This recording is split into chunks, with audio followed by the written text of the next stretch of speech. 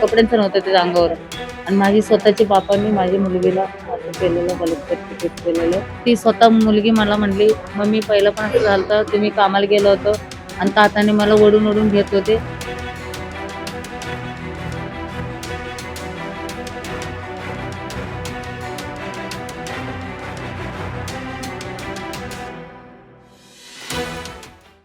पुण्यातल्या भोर इथली हृदयद्रावक घटना ताजी असतानाच आज शहराच्या पर्वती परिसरात माणुसकीला काळीमा फासणारा एक अत्यंत धक्कादायक प्रकार उघडकीस आलाय. एका 50 वर्षीय आजोबानं आपल्याच 9 वर्षांच्या निष्पाप नातीचे कपडे काढून तिच्यावर अत्याचार करण्याचा प्रयत्न केला असल्याचा आरोप आहे. प्रकरण उघडकीस आल्यानंतर काल रात्री पर्वती भागात तीव्र संतापाची लाट उसळली. नागरिकांनी आक्रमक आंदोलनाचा पावित्रा घेतला. 4000 ते 5000 नागरिकांचा जमाव पर्वती परिसरात दाखल झाला. या घृणास्पद कृत्याची माहिती वाऱ्यासारखी पसरताच पर्वती भागातले नागरिक मोठ्या संख्येनं रस्त्यावर उतरले. पाहता पाहता घटनास्थळी 5000 नागरिकांचा जमाव गोळा झाला होता. संतप्त झालेल्या जमावानं आरोपीला आपल्या ताब्यात देण्याची मागणी करत जोरदार घोषणाबाजी सुद्धा केली. नागरिकांमधला संताप इतका प्रचंड होता की परिसरात बऱ्याच वेळ तणावाचं वातावरण निर्माण झालं होतं.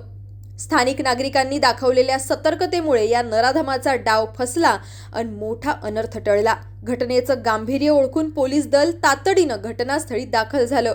आक्रमक झालेला जमाव आरोपीला झोडपण्याच्या तयारीत असतानाच पोलिसांनी वेळीच मध्यस्थी केली आणि आरोपीला जमावाच्या तावडीतून सुरक्षित बाहेर काढून आपल्या ताब्यात घेतलंय. पुण्यात एकामागून एक घडणाऱ्या अशा घटनांमुळे महिला आणि विशेषतः बालकांच्या सुरक्षिततेचा प्रश्न पुन्हा एकदा ऐरणीवर आलाय. खुद्द आजोबानंच आपल्या नातीसोबत असं अश्लील कृत्य करण्याचा प्रयत्न केल्यानं समाजमनातून संताप व्यक्त होतोय. सध्या परिसरात पोलीस बंदोबस्त तैनात आहे. आरोपीवर कडक कारवाई करण्याची मागणी पुणेकरांकडून करण्यात येतेय. मुलीने सांगितली, मला अंगावरचे कपडे काढले होते आणि पूर्ण नखायुक्त मारलेले तिला. आणि तिचं गुन्हे असं झाले, म्हणजे कपड्यांचं नव्हतं त्याच्या अंगावर. आणि माझी स्वतःची बापांनी माझ्या मुलगीला असं केलेलं, बलात्कार केलेलं आहे.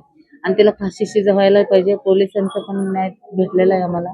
एवढंच कर्तव्य आम्हाला, जनताचं पण भेटली आणि परत पोलिसांचा पण आम्हाला सपोर्ट भेटले, जनतेचा पण सपोर्ट आहे. किती दिवसांपासून काल हा संपूर्ण प्रकार घडला, त्यावेळेस तुम्ही नेमकी कुठे होतात? मी नेमकी दुकानातलं कपड्यांचं कामाला जातात आणि 9 वाजता माझी सुट्टी झाली. हे 9-9:30 वाजेपर्यंत घडलेलं. मी कामावरून आल्यानंतर हे घडलं.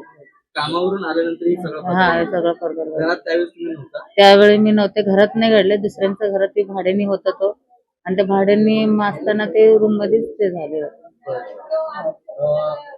असं काही कृत्य काही कधी काय म्हणजे ते पहिलं पण केलं होतं असं म्हणा, पण आम्हाला कोणाला माहित नव्हतं हे केलेलं. नंतर ना ती स्वतः मुलगी मला म्हणली, मम्मी पहिलं पण असं झालं होतं, तुम्ही कामाला गेलो होतो आणि ताताने मला ओढून ओढून घेत होते, मी बाहेर पळत पळत गेलेलो आहे. एवढं पोरगीने मला सांगितले. आणि दुसऱ्या वेळा लय मोठं तुमची मागणी काय?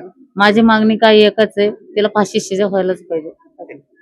काल रात्री घटना घडली, आता तुमची मागणी काय? तुम्ही पोलिसांकडे आला होता, आम्हाला पोलिसांनी सहकार्य केले.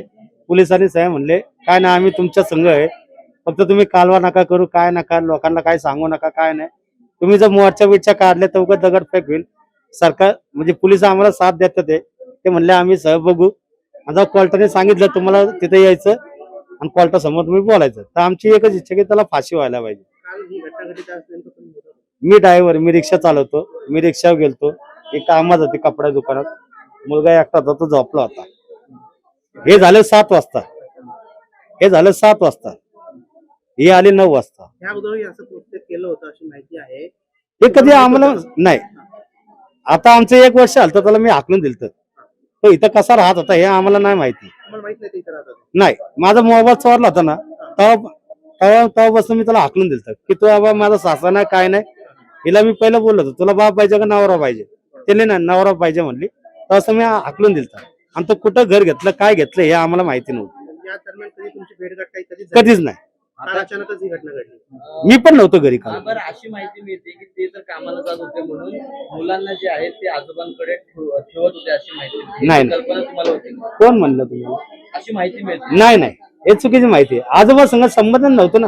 संबंध नव्हता. नाही नाही. आता- मग मुलं त्यांच्यापर्यंत कशी पोहोचली? आता मला एक सांगा, तुम्ही तर मला खाऊ दिला, आता लाडकी आता त्या लहान लेकरांना काय कळतं की खाऊ देतो म्हणलं की नाते होतं बाबा काही वडिलांचे आजोबाचे काय भांडणे हे त्यांना नाही माहिती. मुलीला माहित होते का ते आजोबा आहेत आहे नाही, माहिती तुम्ही होतं. म्हटलं की ते जनता वसाहतमध्ये किंवा पर्वतीमध्ये नेमकी कुठं राहत होती याची तुम्हाला कल्पना नव्हती, तर मुली त्यांच्यापर्यंत कशा पोहोचल्या किंवा मुलं तिथे कशी गेली? आता मुलं खेळतात कुठं सहज त्याला माहिती आहे.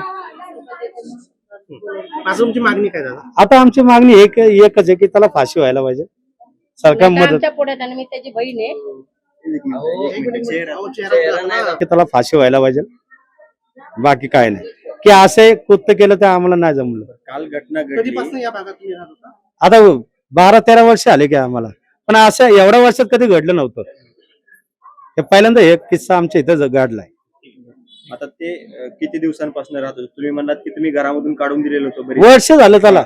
आता किती दिवसांपासून राहत होते तुमच्याकडे? आमच्याकडे राहतच नव्हतं म्हणतात, तुम्ही ऐकता काय?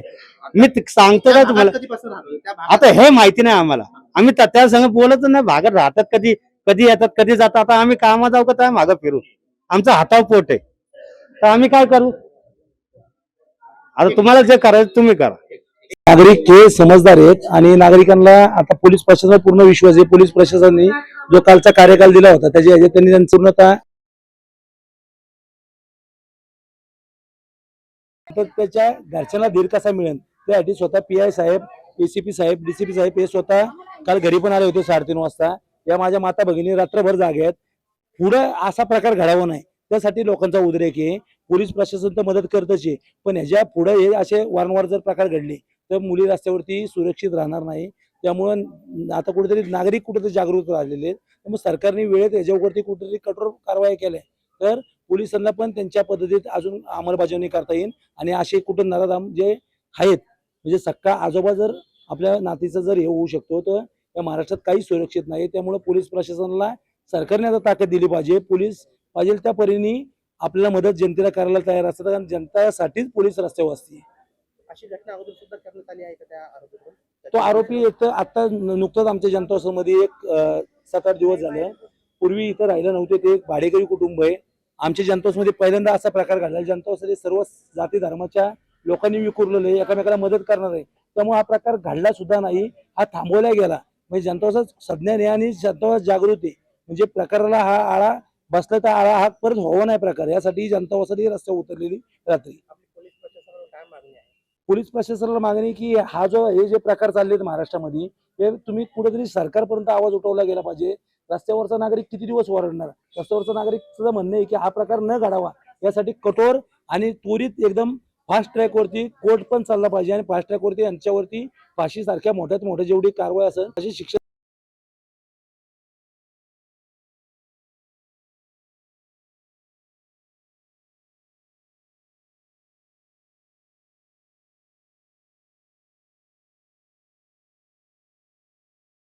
हा विषय झाला पाहिजे. म्हणजे काय होईल याच्यानंतरच्या गोष्टी होणार नाही.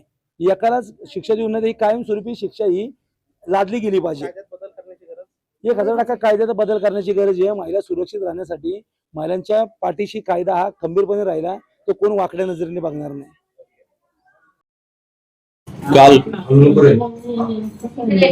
काल दिनांक 5 मे रोजी रात्री 9:30 वाजे सुमारास पर्वती पोलीस हद्दीमध्ये पर्वती पायथ्याजवळ एका वयोवृद्ध माणसाने एका लहान बाळावर लैंगिक अत्याचार केले आहे अशी इन्फॉर्मेशन पोलिसांना मार्शलला प्राप्त झाली.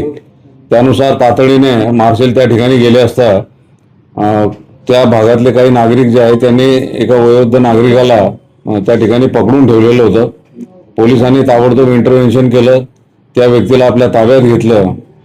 त्यानंतर असं समजलं की तो जो व्यक्ती आहे त्याने स्वतःची जी नात आहे म्हणजे त्याच्या मुलीची मुलगी वय वर्ष 9 वर्ष तिला आपल्या खोलीमध्ये बोलवलं आणि तिच्याशी अतिप्रसंग करण्याचा जो प्रयत्न केला. परंतु शेजारी एक राहणारी जी महिला आहे तिला त्या बाळाचा रडण्याचा आवाज आला आणि तिने ताबडतोब त्याच्यामध्ये हस्तक्षेप केला. शेजारच्या लोकांना सांगितलं, त्यामुळे शेजारच्या नागरिकांच्या मदतीनं त्या बाळाची ताबडतोब सुटका त्यांनी केली आणि पुढचा जो होणारा जो प्रसंग आहे तो त्यामुळे टळला. पोलिसांनी ताबडतोब त्या व्यक्तीला आपल्या ताब्यात घेतलं.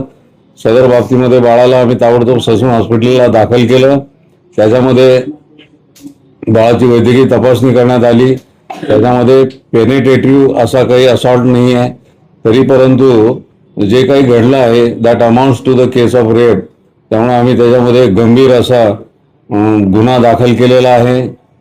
ससून हॉस्पिटलमधून फिर्याद आणून त्यानुसार बाळाच्या आईच्या फिर्यादीनुसार त्यामध्ये पॉक्सो कलम 6, कलम 10, त्यानंतर BNS भारतीय न्यायसंहिता याचे कलम 75 आणि 64 आणि कलम 66 यानुसार गंभीर गुन्हा रात्री या प्रकरणामध्ये दाखल करण्यात आलेला आहे.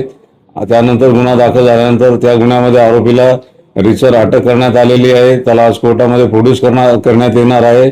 बाळाची वैद्यकीय तपासणी झाल्यानंतर त्याला डिस्चार्ज देण्यात आलेला आहे. त्याची प्रकृती अतिशय व्यवस्थित आहे आणि या घटनेची थोडीशी प्रतिक्रिया नागरिकांकडून उमटली होती. त्यावर योग्य तो पोलीस बंदोबस्त नेमण्यात आलेला होता. परिस्थिती आता अतिशय शांत आहे.